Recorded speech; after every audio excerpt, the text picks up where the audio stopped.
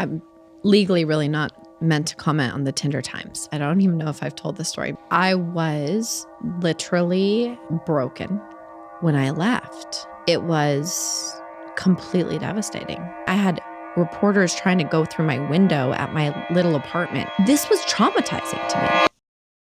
Your first startup experience at Tinder, this is when, because especially when it's moving at the speed of light. Light. I mean, my startup didn't move at the speed of light quite like Tinder did, but still absolutely the speed of light Tinder moved at.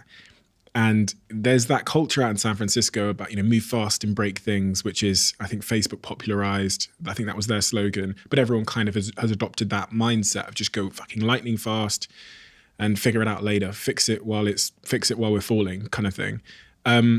Talk to me about that. Talk to me about the cost of that, what it taught you, and really give me a picture of what it was like in those early rocket ship days. Well, I think it was so new to everyone involved. No one really understood what the next day held. And it was just such a new environment. Tech was still relatively niche. Mobile was very niche, right? It was not super mainstream. Apps were kind of hitting the scene, but not like where we are today. There's an app for this or app for that. And we were this tight tribe of people that really probably had not much to do with each other outside of this, but it became this 24/7 unit, and we were just fighting every day to keep it going. I mean, our blood, sweat, and tears went into this business, right? So when I left, it was completely devastating because I wasn't just leaving this rocket ship of a business. That's one thing. But I've just been essentially, one day in a 24/7 environment with the same people for more than 2 years, to the next day, never seeing any of them ever again. And in the middle of that, ending up on the front page of all sorts of magazines and newspapers because of the narrative of the ending, right? And it was extremely traumatic. Extremely. I think I was stuck in fight or flight mode for years because, that was all I knew for years.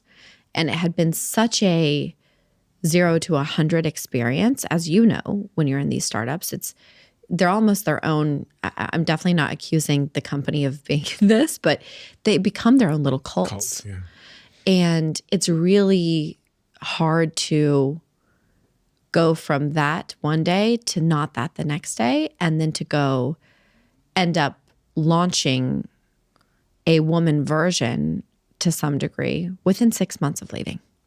So if you can just try to imagine what every day looked like to both mourn and grieve my exit from Tinder and deal with all the logistical pieces of it and the media pieces of it, which were coming at me. I had reporters trying to go through my window at my little apartment in Beverly Hills from some rag magazine.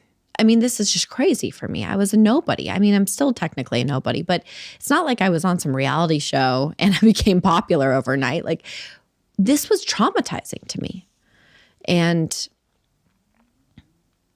it's funny, like the land of everyone trying to be famous. I was probably maybe one of the only people not at that point, right? So it was very crazy to just all of a sudden, in a very scandalous way, by the way I was described in the media, I was literally painted as this like scandalous gone girl of the tech world. And it was soul crushing because it's not who I was. It's not who I am. So I was watching this narrative unfold about me, and I was in these Twitter discussions with all the most important people in the tech world. And it was just crazy. I was just watching this narrative unfold about this person that wasn't me. And then I'm turning around in the same breath, meeting up with Andre. And then I'm, even before that, trying to start Merci, this compliments-oriented, kinder social network, which then I meet up with Andre and one thing leads to another. And now Bumble is my new path. And now we're starting Bumble. And this is all going on. It was a whirlwind. I read that your departure from Tinder was ominous, to say the least. In fact, that's actually the word that's written in my notes in 2014.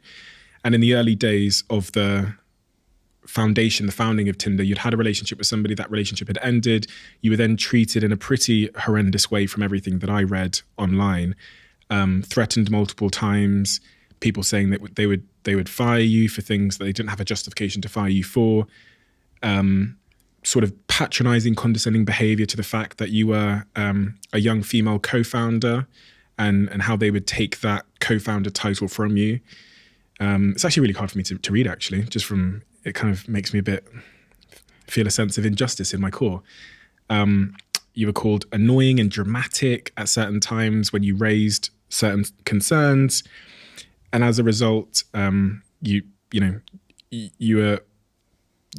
up leaving the company.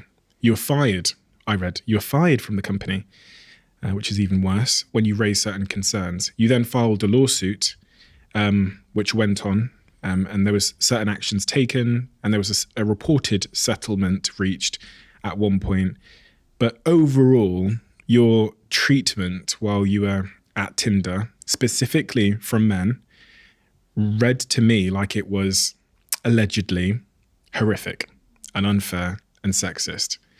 And then upon leaving Tinder, there's this huge wave of press who are mischaracterizing you, what happened, and you fall into this situation where you've been in this cult, we'll call it a cult because that's how it often feels to both of us, for so long. You come out of that and you're greeted with this wall of like mischaracterization, attacks, from all sides. And you're kind of out on your own then. That's the moment where you're ostracized from the tribe.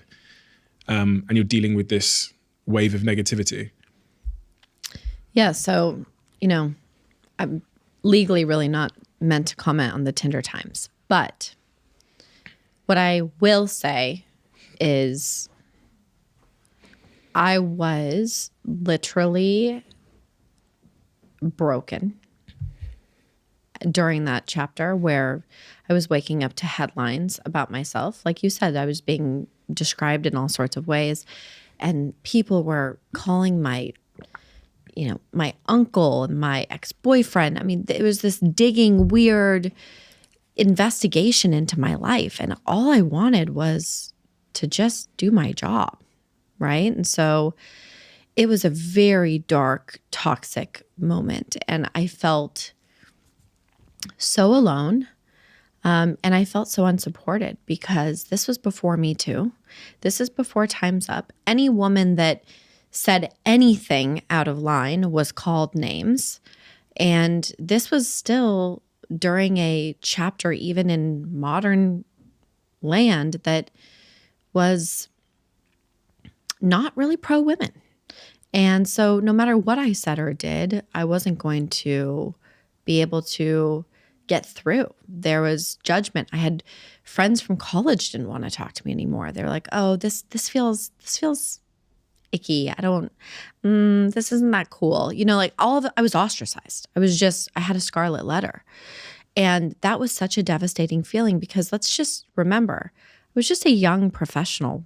I was 24 years old and I'd been working my tail off for 2+ years. I had obviously, teamwork makes the dream work. I still fundamentally believe that, but I had played my role and an important one, right? To get the company to where it was. So to be called all of these names and to be basically just written off by Twitter and the random media and the random everyone. And I have big respect for media and I'm not criticizing them. I'm just saying this was the narrative at the time. So it was really hard. I was super depressed. I was paranoid. I actually don't think I left the house for like 3 weeks at one point. I'll never forget, actually, I don't even know if I've told this story. Maybe I have. But when I was launching Bumble again, because you have to remember, Bumble launched within 6 months of my departure. So not the departure itself, but 6 months from kind of when the legal pieces were put to bed. That was August. I want to say August 3rd. December 1st, Bumble was live in the App Store. You know how much work goes into launching something. It's a 24-hour job. I had another 24-hour job of grieving and being in fight or flight defense mode of whatever Twitter was coming after me with. And it was really hard. So I think there was a chapter where I didn't leave the house for several weeks. And when I was launching Bumble, I think it was Business Insider, I can't remember who, they were doing a piece on Bumble and they needed a picture of me. And I was like, well, I'm not taking any pictures. There's no way. I'm in sweatpants and Uggs. I'm not leaving this house. So I went outside in my front yard in sweatpants and Uggs with a sweater on and did like a half fake smile and had someone take a picture on some camera I had at home that I had, used way back when I wanted to be a travel journalist, and use that. And I just had to peel myself back up. I just had to peel myself off the ground. And I was lucky to have a couple really strong people in my life that had my back, like my now husband, like Andre. There were a couple people that were like, I don't care what people say about you. I don't care. We believe in you. We know that you're capable. We know you're smart. We know that you can do this again. So you need to go chase your dreams. You're not done. And I very soon after leaving Tinder, in this moment of despair and drinking too much, not like socially, like at home, like very depressed, trying to numb myself in any way I could, I had this moment where I was like, I have to solve this. And long story short, eventually Bumble would become what it was. I met Andre, and then I had known him, but I reconnected with Andre. One thing led to the next, and Bumble was born. So I think what people don't realize, I've had a lot of people that maybe I went to college with. They're like, oh my God, you've had such a good career. You're so lucky. You're so successful. I'm like, it's been pretty dark. It's been pretty heavy. If you love the Diary of a CEO brand and you watch this channel, please do me a huge favor. Become part of the 15% of the viewers on this channel that have hit the subscribe button. It helps us tremendously, and the bigger the channel gets, the bigger the guests.